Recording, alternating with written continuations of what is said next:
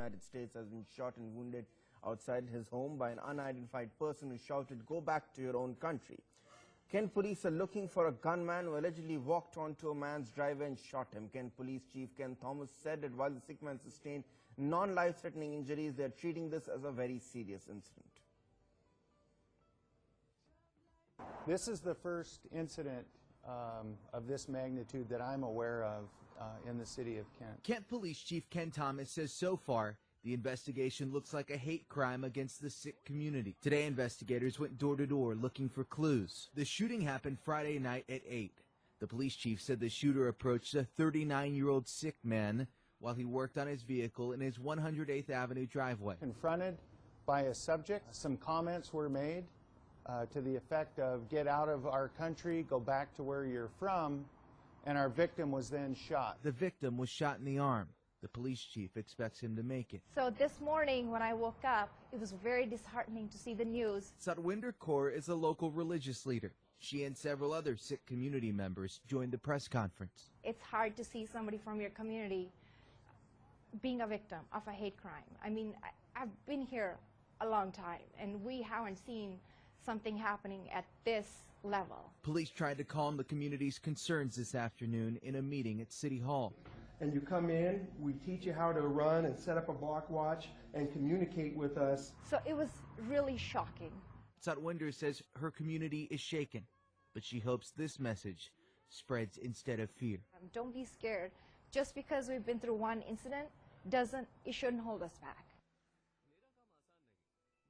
It is very disturbing. We condemn these acts, and at the same time, the Government of India and the Ministry of External Affairs is seized the matter, and whatever is required to be done from the Government of India in consultation with the US government, the Government of India is doing it. Our Foreign Secretary has already made a statement, which I read in the newspaper, that the talks are progressing well. So we hope that this issue, which is a matter of concern on H-1B visas, this will be also resolved.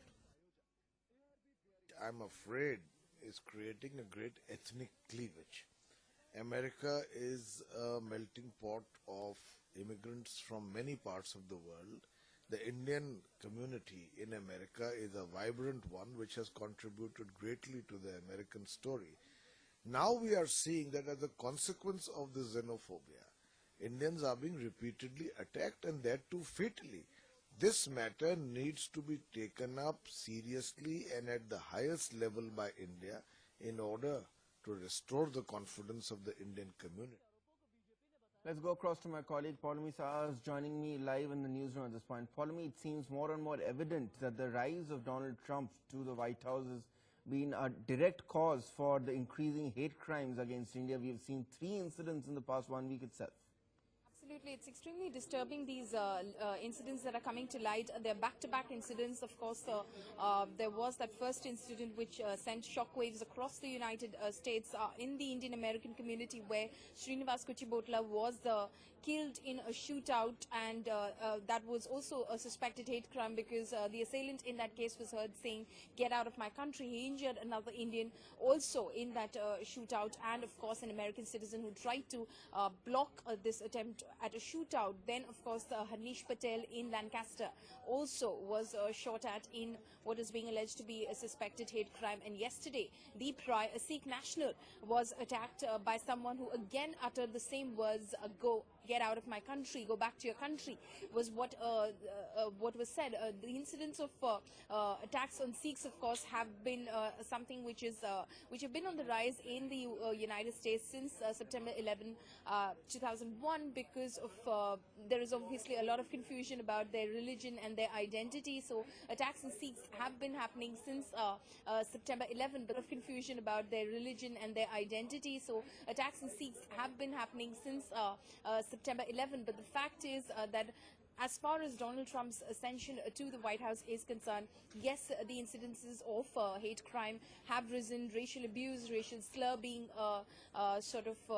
used against those who are not Native Americans has been on the rise. Of course, the White House will not accept that fact. In fact, the president did not say much after Srinivas Kuchibhotla's death as well. Indeed, Pauline, quite a disturbing silence coming in from the White House in light of the two recent attacks. Thanks you so much for getting us that latest. Let's listen into some more reactions that have come in.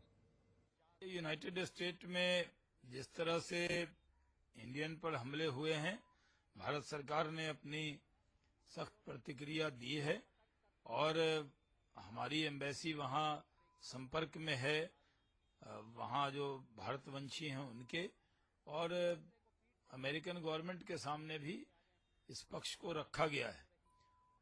खुद America के राष्ट्रपति Donald Trump ने इसकी घोर निंदा house के अंदर की है। हम उम्मीद करते हैं कि इस तरह की आइंदा घटना न हो, इसके लिए हमारी सरकार अमेरिकन गवर्नमेंट के संपर्क में है। Satvinder Kaur, faith leader of the local community group here. Satvinder, has the fear of hate crimes grown because of the incidents that were reported?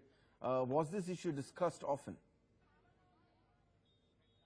Well, the meeting we were at earlier this morning was planned like a month ago. This meeting was supposed to be a community engagement meeting, so it was to tell our police, bridge a gap between our police and our community members.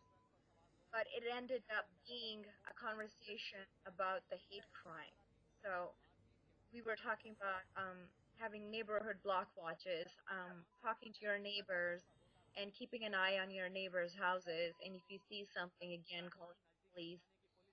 So commanders and the chief were talking about the different resources they have that we can use. Satvinder, have you been in touch with the victim and his family? I have not been in touch with the victim because since he wishes to remain anonymous, only the police department and the police chief has been in touch with him. Through the police chief, we heard that he's shaken up, pretty, just emotionally, but he is doing okay. He was shot in the arm, so I mean, he lost his consciousness for a little bit, but he came back to it. He was taken to a hospital, and we believe he is back home. So do you think that hate crimes have increased ever since Donald Trump took over as president of the United States? That plays a part in what is happening. We do see that people are, because of the current climate, it's acceptable to be racist. It's acceptable to make hate comments towards each other. It has increased. We do see that, and we're hoping it does not continue. We're fortunate that we're in Washington State, which is one of the more liberal states in the U.S., and we don't see crimes like this happening. But since it happened in my city, it's unfortunate, and we are hoping it doesn't continue. I know our police department in Kent is pretty amazing. They're very culturally competent and trained properly. So we're hoping we will get to the bottom of this along with the PI and be able to find the suspect.